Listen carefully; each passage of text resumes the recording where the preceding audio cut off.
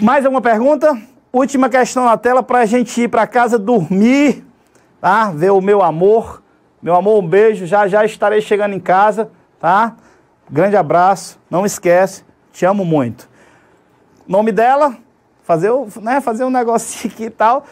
Posso dizer, voz? Você me autoriza? Regina, grande Regina.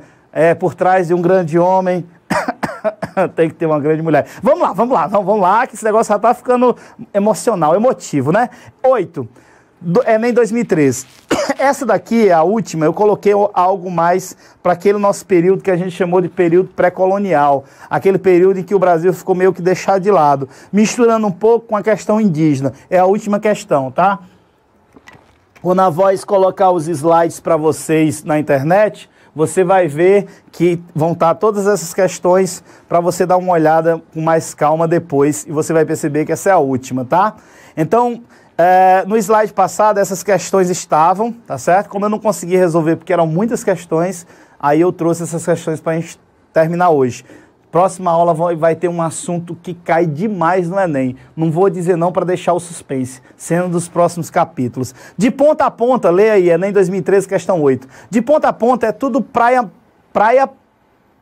Palma. Ixi, trava a língua, ó. Muito chã e muito formosa. Pelo sertão nos pareceu, visto do mar, muito grande, porque a estender olhos não poderíamos ver senão terra com arvoredos, que nos parecia muito longa.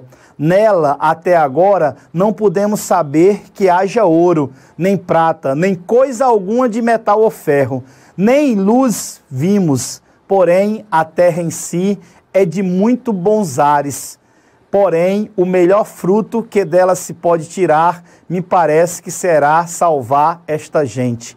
Carta de Pero Vaz de Caminha, né? O cara que veio, o escrivão que veio no barco, né? Na caravela lá de Pedro Álvares Cabral, História Moderna através de textos, né? A carta dele, que é considerado na nossa certidão de nascimento, né? Aquela coisa, né? Claro que isso daí não é, mas por muito tempo, a certidão de nascimento do Brasil, onde tem a primeira descrição da história do Brasil, você estuda isso em literatura, quando você está vendo lá no começo das escolas literárias, chamado quientismo, olha aí a história fazendo aquela mistura com literatura, não é isso? Então vamos lá, o que o comando pede, né? A carta de Pero Vaz de Caminha permite entender o projeto colonizador para a nova terra.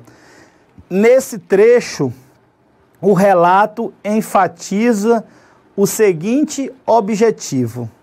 Vamos analisar aí, né? Diz que é muito bons ares. Volta aí a carta. Eu não li. Olha aí a última, olha aí na 8, olha a última frase depois desses 3 pontos. Porém, o melhor fruto, tá aí, ó. Ele diz um monte de coisa, aí tem um porém, língua portuguesa, ó. Porém, o melhor fruto que se pode tirar, me parece que será salvar esta gente. Então, o Pero Vaz, ele vai dizer assim, olha, não tem ouro, não tem prata, assim, é muito grande a terra, tem muita água, muita árvore bonita, tal. Aí quando ele percebe que não vai ter nada de grande interesse para o rei português, aí ele vai dizer assim, e lembra que nessa época, rei português, juntamente com o da Espanha, né, eram os caras mais católicos daquela época. Os reis espanhóis eram chamados reis católicos. O rei português era chamado defensor da cristandade na Europa. Aí ele apela para essa parte, para o rei se interessar aqui no Brasil. Porém, o melhor fruto que o senhor pode tirar dela, rei, é salvar esse monte de gente que não tem Jesus Cristo no coração. Então aí você percebe, depois desse porém, o que é que a carta chama a atenção. O que é que ele diz que seria o fruto bom retirado do Brasil nesse trecho da carta? O rei salvar, o rei transformar esses índios que são politeístas, que andam nu, que estão no pecado. Olha que visão preconceituosa, olha que visão etnocêntrica, e dizer que tem que ser de acordo com a cultura do português e do europeu. Então, vamos lá. A carta de Pero Vaz valoriza o quê? Olha aí, a letra A. Por isso que eu pedi para você voltar. Porque a letra A, quando eu li, dizia assim: valoriza a catequese a ser realizada sobre os povos nativos. Aí eu li tão rápido a carta, olha como é interessante, que eu não percebi ele falando sobre a questão no final, sobre os índios, né?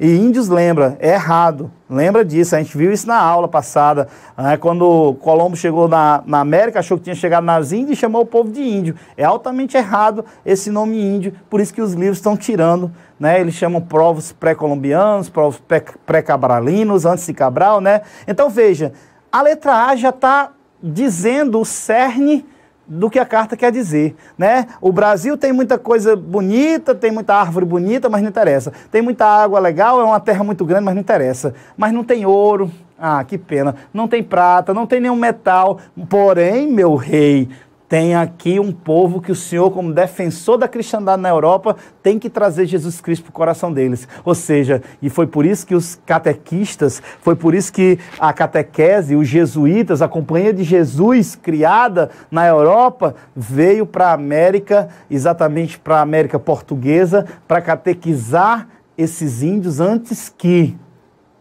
que os protestantes fizessem. Tá certo? Então vamos ver se a B está errada, se está mais certo que a A. A está perfeita. B, descrever a cultura local. O que a carta enfatiza? Descrever a cultura local. Em algum momento ele está descrevendo a cultura dos índios na carta? Não. Preste atenção, analisa. Tá certo? C, transmitir o conhecimento dos indígenas. Onde é que na carta está falando do conhecimento dos indígenas? Onde que Pero Vaz está dizendo do conhecimento dos indígenas aí? D, realçar a pobreza dos habitantes nativos para demarcar a superioridade europeia. Ele não está falando de pobreza de povo nenhum. Está falando da falta de quê? De Jesus Cristo no coração desses índios, né? Ah, meu Deus. Criticar o modo de vida dos povos autóctones. Os povos autóctones são aqueles que nasceram naquele lugar, né? Isso é o que seriam autóctones. Para evidenciar a ausência de trabalho. Em nenhum momento ele está falando do trabalho do indígena. Então, realmente, meus queridos, letra A, e aí eu espero que você tenha gostado. Veja que eu não analiso só o item certo. Eu quero te mostrar e quero que você coloque isso na sua cultura, na cultura de você resolver seus exercícios de qualquer área. Que entender porque, enquanto você está estudando, entender por que as outras estão erradas, você está estudando muito além do que aquele que só analisa o item certo. Coloca isso na tua cultura, tá certo? De resolver os itens e marcar ali o que está errado naquele item. Ou o que não está, não é que esteja errado muitas vezes, o que não está de acordo com o texto do que ele solicitou. Com a charge, por exemplo, tá bom? Então, meus queridos, é isso aí. Alguma dúvida final, Voz, para a gente responder e passar aqui mais umas 2 horas? Rapaz, bem rapidinho. Tô brincando, pessoal. Só para ver se tem alguma dúvida final. Eu acho que ela é do Maranhão. Rainara do Maranhão. Maranhão, beijo para vocês. Recebe muita mensagem aqui do Maranhão. Obrigado pela audiência. Peraí, porque eu acabei de atualizar. Beleza, atualize aí. É o tempo que eu bebo uma água. Carta de Pero Vaz Caminha, né? Ok. O nascimento do Brasil é tão importante para o Brasil porque ela está lá no Portugal. É igual perguntar por que o busto do Egito, da rainha do Egito, de uma das, sei lá, de uma egípcia está lá na Inglaterra, né, no Museu da Inglaterra, ou então por que as coisas da África estão no Museu dos Estados Unidos, né? Porque é o seguinte, a questão de dominação, de dominadores, né?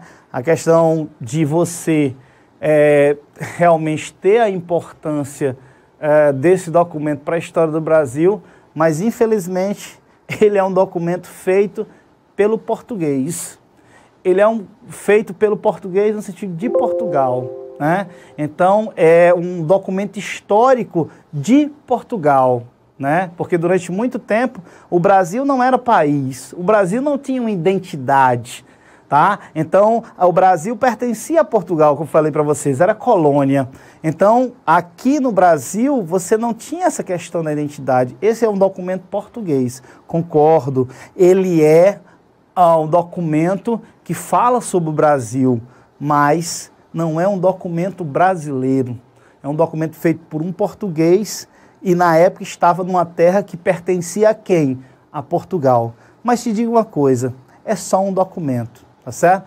Me perdoe, eu não deveria ter dito isso. Não é só um documento, é um documento importante. Muita gente vai... Eu tenho uns amigos que, se eu disser assim, é só um documento, ele vai me matar, porque ele trata o documento de uma forma muito formal, é um estudioso de documentos e acha esses, não só documentos, mas o que eu quis dizer é o seguinte, existem documentos escritos e quando você estuda a historiografia, as escolas historiográficas, você vai ver que vai ter uma revolução documental. O que é isso, professor? Nós vamos achar documentos muito além do que está escrito, tá certo? Documentos em pinturas, documentos em outras formas,